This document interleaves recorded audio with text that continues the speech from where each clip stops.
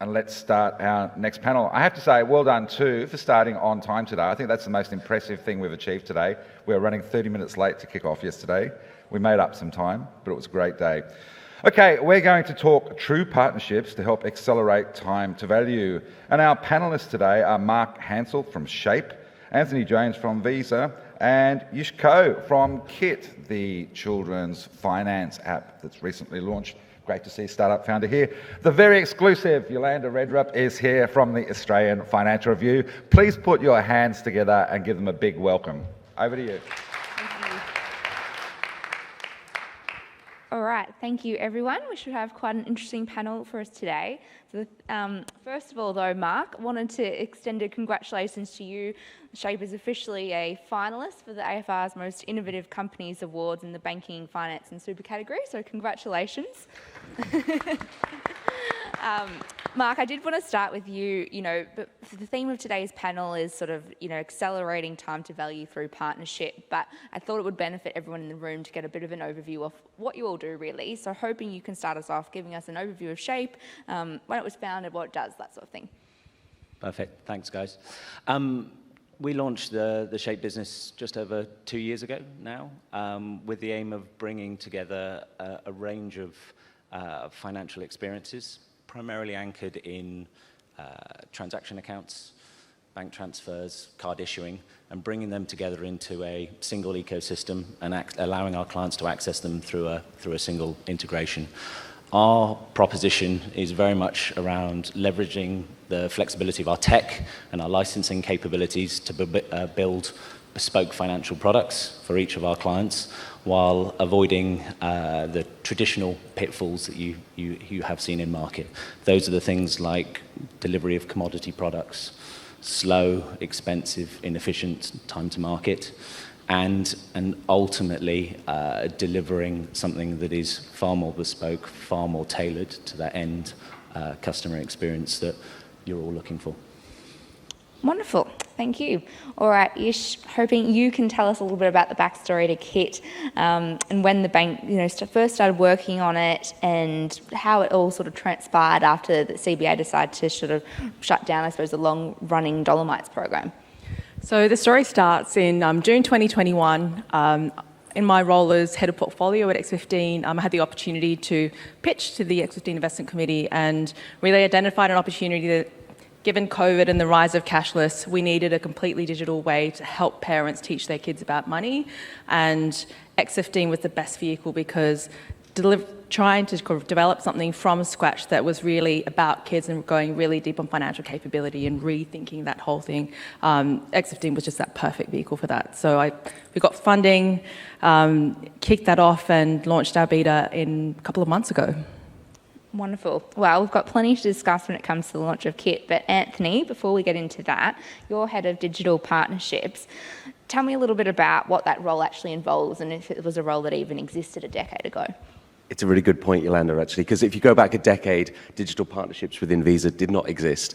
So we're going back about 6 or 7 years that we started to form out this part of our business. And it was really because we listened to the reaction from our customers, and particularly those fintechs that were coming through and looking for card issuing for the very first time. And the feedback was that Visa was difficult to deal with. They didn't know where to go. They didn't know which team to interact with. They didn't know which individual in particular market to work with to be able to build out their solution. So digital partnerships was really built out to give them that initial point of contact. But then, of course, you need to back that up with the ability to streamline them through the process. So we launched then FinTech Fast Track, which was a way of engaging with FinTech community, helping them through the regulations, getting licensed, helping them get to a position where they could launch their first product. And then also helping them with commercials as well, if that was necessary. So no, digital partnerships didn't exist 10 years ago. It does very much exist today, and we've been really successful in engaging with the fintech community and getting those new propositions to market. Brilliant. Well, obviously, what we really want to learn today is just how you can make this relationship work between, a startup and also a big bank or a big organisation like Visa. to put it in perspective, I was talking to an investor I knew yesterday, and I was telling them I was doing this panel today, and I was like, oh, it's all about, how you can make those relationships work and, accelerate that time to value, as we've said. And they're like, you can't. And I was like, well, let's find out if we can. So I'm hoping, Yish, you can tell us a little bit more about, what those initial phases of reimagining what Dolomites or what was going to become KIT actually looked like, and what were the first things you did after getting the mandate to start bringing the foundations of KIT to life? So we went into a flurry of activity, as you might imagine, very excited, but I think similar to any startup, you've got to start with the customer. Sorry, I've got a cough.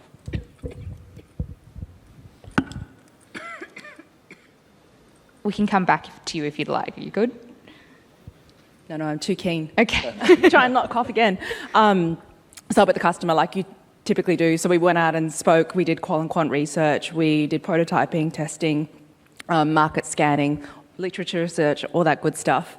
But I also knew that given creating a product for kids, and it's not the same where you have one customer. When you have a kid of 8 years old versus a kid at 13 years old, the way they interact with digital services, the way their brain works is totally different. So I knew we needed some real expertise there. So pulled together an advisory panel, people with expertise with children and families, digital services, youth mental health and wellbeing, artificial intelligence, to really help give us some of those initial big steers.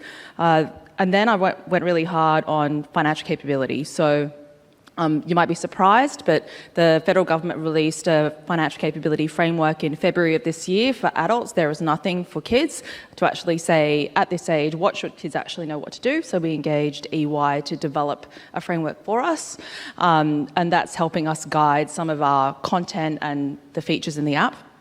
And we also engage some behavioural scientists to talk about, if we want to help, for example, kids to set and achieve goals, what are the things that we need to do? So, for example, things like visualisation of goals are scientifically proven to help them do those things. And then the foundational stuff about making it all happen, so underlying tech, thinking about, learning by doing is really important, which is why we have a financial product as part of KIT. So we were looking at what are the licensing options, what are the technology partners that we might want to look at, so starting conversations around that and recruiting a team. We were kept busy. Very good. So at what point did you sort of decide to go down the path of looking at a banking as a service provider rather than obviously trying to utilise sort of CBA's own sort of tech stack? Yeah, when we went into this, and one of the reasons why we used X15 was that because we're creating a product that is for such a specific segment, what we really wanted to prioritise was speed to market, to be able to get feedback from customers as quickly as possible, to then iterate on the product and make it as amazing as possible for customers. What we didn't want to do was spend a lot of time just kind of getting the foundations, the foundational banking stuff set up. So we actually did the comparison of what it might take to use the banking service of CBA, which works really well at scale. You then actually have to go through prioritisation to get work done. And then we looked at a couple of different vendors, and one of the things that Shape really impressed us with was, here's a solution, it's pretty much end-to-end APIs, integrate with us really quickly. Hey, do you want to go in our sandbox? So within, I think, September, we're like, is this actually legit or not? Here's the sandbox, let's go in it. Yeah, it looks pretty, there's actually, it's legit. You might be surprised other vendors say they do that, and, the real product is different. So we were actually able to validate and did lots of DD to actually realise this is real. They know what they're talking about, and actually it's done in such a way that we can integrate with them really quickly. Mark, prior to engaging with X15 and CBA on this one, had you had many sort of these kinds of relationships with the big banks before, and did you have any sort of preconceived notions of what a partnership with X15 or a big bank would look like going in? Yeah, I mean, I've spent a large part of my career at the top end of town, which means I have my own ideas of how big banks work, both good and bad. But I remember when we first started talking X15 and the KIT guys, there were probably 3 areas of nervousness. The first one was, can these guys actually deliver on the timelines that they're talking about? No surprises, they were very, very aggressive. The second one was, ultimately, outside that kind of product design and product delivery, what are the hoops that we're going to have to jump through in addition to that core proposition? Procurement, security testing, compliance audits, bits and pieces like that. And then the last one was, what actually was the relationship between Kit and Shape? Is it a vendor relationship, or is it a partnership? And the simple answer is, first one, yes, these guys move quick. Brilliant. Second one, plenty. So many questions, so many clarifications, so many audits, so many bits and pieces. And I think it's fair to say we didn't see half the paperwork, which I'm massively grateful for. The third point, though, is for me the most important, and is the anchor for what we've been able to deliver in terms of quality and speed. If you look at a traditional vendor model, ultimately when two companies come together, it is not always happiness and light. Things don't go to plan, things go wrong. We learn things, gaps are identified. And if you stick with that vendor model, what there is a tendency of happening is all those problems are picked up by the customer, dumped on the vendor and said, that's your problem, go away and fix it. There's a few nods just in the audience, so a few battle scars, obviously.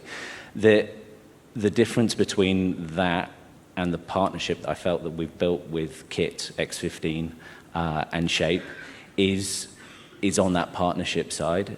And for me, it is fine when things are going well. It doesn't make a massive difference. But when things go wrong, that's the power of partnership. And it is sitting down and having open, honest, and sometimes very, very tough conversations around what the issue is and what's causing it, but then having another open and honest conversation around how we're going to fix it. It is not sitting there pointing fingers going, well, that's your problem, let's walk away.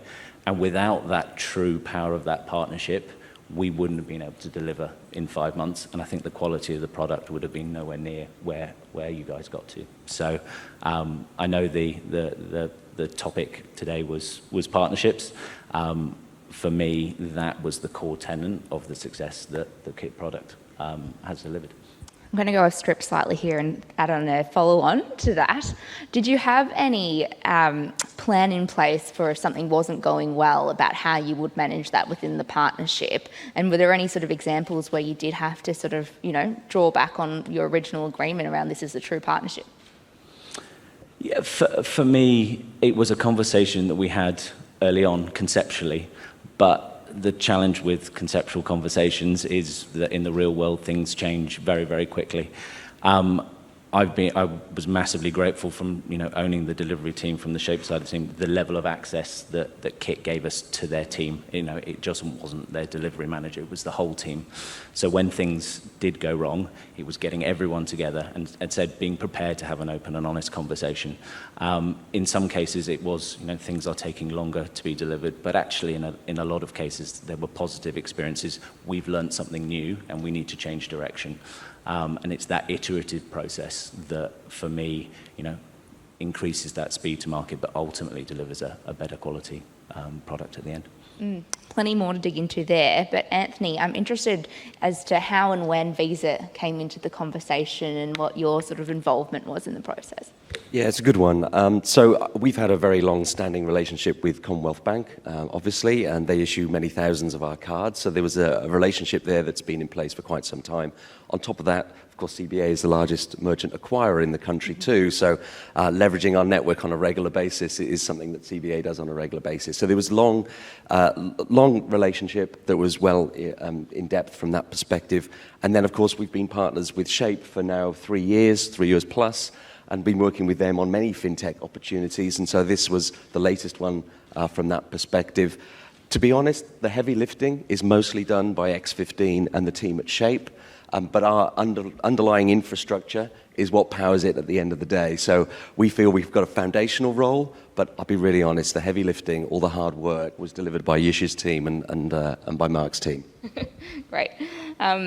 Yish, after signing the agreement with Shape in November last year, from our discussion, you said it only took a couple of months, really. I think it was 5 months to actually launch Kit in its beta version in May, which is pretty impressive. Given there was also the Christmas period, That's, very quick turnaround. Tell us a little bit about how you actually got it to market that quickly, and if you would have been able to do it if you'd, made a different decision and had utilised sort of the CBA tech stack rather than going down the banking as a service route. I definitely think that the way that the Shape platform is orchestrated really helped us get to market quickly, and Shape really lent in. So they've got a retail offering, and so they really helped us learn, went through our UX, for example, and helped us, in places, or watch out here, or, think about how you might design it here. So they really lent in and helped us, and that really accelerated the design of our own app. And the other thing that worked really well to kind of do it that quickly was very close communication. I think, like Mark was saying before, we all got a Slack, all the different teams kind of talking to each other. It's kind of the engineers all talking to each other directly. When you don't have handoffs where it's like, I need to talk to this team who then needs to get back to me, that's when things really start to slow down. But when people are just sort of working flat hierarchy, just working together on the problem and everyone's pitching in, it just works really well. Mark, you can give us some context, being the sort of fintech in the conversation. Is 5 months actually quick? It's pretty quick, to be fair. And there are always aspirations in, from the conversations we've been having over the last couple of days. People always want to know how quick can you get. And we've been lucky enough to date with our clients in market not to be critical path. I think it's fair to say we've also got some clients in our pipeline that may push us over the next 6 months. We will see. But I mean, underlying for me, the speed for speed's sake is probably slightly a fool's errand. We've talked about time to value rather than how quick can we get in market, because they are fundamentally different questions. And sometimes it is our role as a company to sit down with our clients and work through what a realistic timeline is, rather than can we do this in 6 weeks. Sometimes that goes down like a lead balloon, I won't lie, but ultimately giving our clients the tools and the education to make informed decisions is absolutely key. Mark and Yash, I'm hoping you'll both answer this one. What did value look like to both of you in this partnership? What did value mean? Ooh, that's a deep, meaningful question for the second day of Intersekt. For us, one of the big sort of uncertainties going into this as X15, being a venture builder is, what is it like relying so heavily on another organisation that is a startup itself?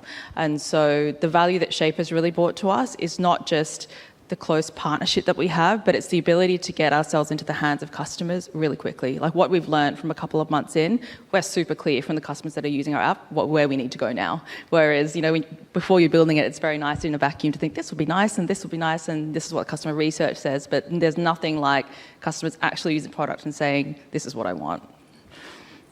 Yeah, fair. I think for us, there is always that internal validation of, can we do this? We knew when we took on this project, it was going to be a big ask, and actually seeing these guys successfully deliver is massive. But, demonstrating that we can walk the walk, and deliver against what we said we can do. But it still boils down to is if you look across the Shape team, the exciting bit is the product that X15 deliver. That's what we're looking for, seeing how it's received in market, getting in there, being part of the beta testers, seeing the feedback from customers. That, rightly or wrongly, is the thing that generates the excitement in the company and is the ultimate measure of value for me. Anthony, you sort of said at the very start of the conversation that a role like yours didn't exist a decade ago. So I'm hoping you can walk us through some of the changes that have taken place in the big financial organisations in the last decade that have enabled relationships like this to form, and where, a big organisation can actually effectively collaborate with a startup. Yeah, and it's really interesting and reflecting on the experience of being at Visa and also seeing our 15,000 global clients and how they react to this, and many of them are large financial institutions, but typically all large institutions in this space have focused on building or buying. And it's really only this relatively recent emergence of partnership that's come through it, realizing that you can't deliver all of the capabilities that you need to your customers alone. You don't have time to build it all. Getting prioritization to build things is challenging. There are lots of other BAU work that needs to be done, which often hampers that innovation approach. So partnership is starting to evolve, and I think this is really interesting, the way that it's been described here today by Yish and Mark, is that realization that you can't do it yourself, outsourcing, but then making yourself easy to work with. And I think this is really important for financial institutions, including ourselves, to make sure we've got that gateway. We've got that open door so that clients can come to us, so prospective clients and fintechs can come and engage with us. And then make sure that you've got the right framework to see them through that. So whether that's going through compliance, whether that's through risk and security, and being realistic about what can be achieved from a fintech perspective. And like I say, putting that framework in place. And then also even the legal process.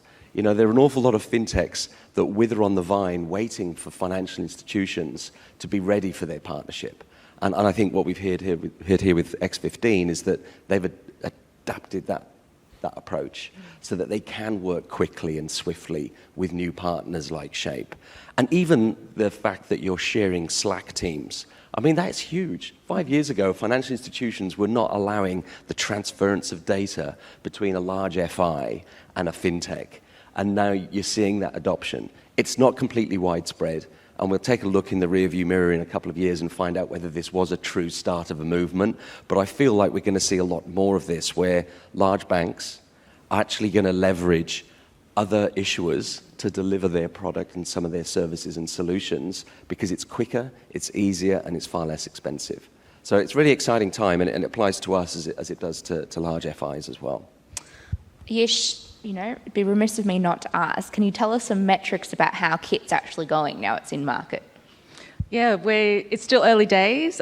We set out to get 5,000 parents and children, and we're just about at that mark now. We're seeing some really encouraging results. So to measure product market fit, which is the thing we wanted to get out of our beta, we're measuring the Sean Ellis score. So if you're not familiar with that, it's how disappointed would you be if you didn't have this product, and the typical threshold is 40%. So as of the end of August, we've got 57% from kids, so they really would be super disappointed if they didn't have it, and 39% for parents. So pretty encouraging, but still we get lots of feedback from customers from our Facebook groups, etc., that we know we've got lots more to work on. Awesome. And I want to open up to the floor for questions in a minute, but before we do that, another question for both you and Mark. If you had to summarise in a couple of key points, what were the absolute sort of key things that meant that the partnership worked out and was successful? Should I take this one first? For me, if you kind of go through the process, it is upfront, clearly defined proposition, the North Star that you're trying to deliver to. It then ties in beautifully around your capability to execute on that. And without sounding too cliched with the title of this piece, that partnership is the linchpin that brings everything together. For me, what will be interesting over the next few months is, we've got to this stage where you're live in market, but as you said, we don't stop there. It is what is that roadmap and that iteration of, capabilities being released on a monthly basis or quarterly basis that takes a great product to something world-class. Yeah, and for me, so one is shared vision and alignment, and you could definitely feel, sometimes when you're in vendor discussions that, they're trying to sell you something and, you've got your own vision, but we really felt, even from the very first meeting, that kind of excitement from both sides. So I think that shared vision is important. The second one is just the capability. So there's a huge depth of expertise, particularly in the Shape team, around, not just the technology, but also from a risk perspective and licensing. That meant that it was really easy to kind of converse with them without them needing to kind of consult other teams or things to get expertise. And then the third thing I would say is just really great communication cadences. So being really open and being really sort of responsive to each other as things arise, and being, when things come up, and being able to raise that and say, actually, this is not quite the way that we thought it would work, and let's just talk through it. Awesome. Well, any audience questions for our panellists? It's always the one up the back.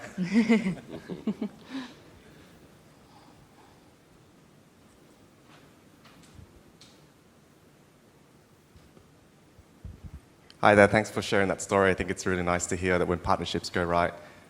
Questions for Mark and for Yish. Mark, you mentioned earlier that there's people that have been in the audience that have had some battle scars in the past, and obviously with that brings in a little bit of reluctance from a commercial structure perspective. So how do you sort of create a commercial structure in place that gives people a bit of confidence that there's going to be a safety net in case things go wrong, but also acknowledge the fact that you're developing something new, there's a lot of ambiguity, there's a lot of iterative development and approach, but how do you do it in a way where it feels like there's skin in the game for both sides, there's shared outcomes and shared risks, but if things don't go well, that there's a commercial construct that protects people from suffering more future scars? Yeah, it's a good question, and for us it's a balance. If you look historically across the market, for us it's been too conservative. You're asking for $1 million up front before you've actually done anything. So our approach is a little bit different. Yes, to set up a product is time, effort, resources, and there needs to be that financial safety net. But it doesn't have to be in the hundreds of thousands, the millions of dollars. That's too far. But ultimately, you also got to have a construct that incentivizes both people to get into market and to be successful. So the balance for me is, yes, you need that safety net of upfront cost and to cover those upfront costs, but the structure of your commercial agreement needs to be layered that when the product's successful, everyone is successful. If you go too far the other way, it just creates effectively challenges to the dynamic and a misalignment of priorities. Any other questions from the audience? All right. Well, have a think. You probably have another couple of minutes, but Anthony, I've got another one for you before we wrap up. I'm interested in your thoughts on what plays out in the sector over the next 18 months. We're probably taking a bit of a broader view here, but we've seen already quite a bit of, we've seen some neobanks either collapse or be bought in the last sort of 2 years.